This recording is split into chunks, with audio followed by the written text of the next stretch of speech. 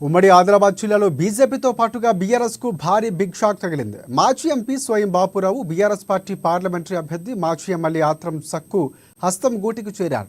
హైదరాబాద్లో తెలంగాణ రాష్ట్ర కాంగ్రెస్ పార్టీ అధ్యక్షుడు మహేష్ కుమార్ గౌడ్ ఆధ్వర్యంలో కాంగ్రెస్ పార్టీలోకి చేరారు. వారికి ఆయన కండువాలు కప్పి సాదరంగా ఆహ్వానం పలికారు.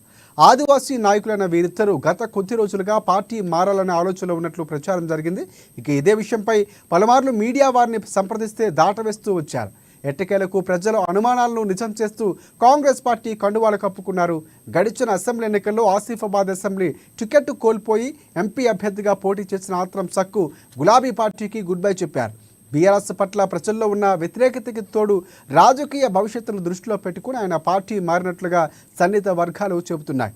ఇక బీజేపీ ఎంపీగా గెలుపొందిన స్వయం బాపురావుకు రెండవసారి అధిష్టానం అవకాశం ఇవ్వకుండా అదే ఆదివాసీ వర్గానికి చెందిన మాజీ ఎంపీ నగేష్కు టికెట్ కట్టబెట్టింది. ఇక తీవ్ర అసంతృప్తితో అప్పటి నుంచి ఆయన బీజేపీ కార్యకలాపాలకు దూరంగా ఉంటూ వస్తున్నారు. తనకు టికెట్ రాకుండా కొందరు కుట్ర పన్నారని భావించిన స్వయం బాపురావు గడిచిన ఎంపీ ఎన్నికల్లోనూ బీజేపీ అభ్యర్థి తరఫున ఎలాంటి ప్రచారము చేయలేదు. ఈ నేపథ్యంలోనే ఖానాపూర్ ఎమ్మెల్యే వెడ్మా బొజ్జు పటేల్ ఆధ్వర్యంలో కాంగ్రెస్ పార్టీలోకి చేరారు. వీరికి రాష్ట్ర అధ్యక్షుడు మహేష్ కుమార్ గౌడ్ గాంధీ భవన్లో సాదర స్వాగతం పలికి కండువాలు కప్పారు.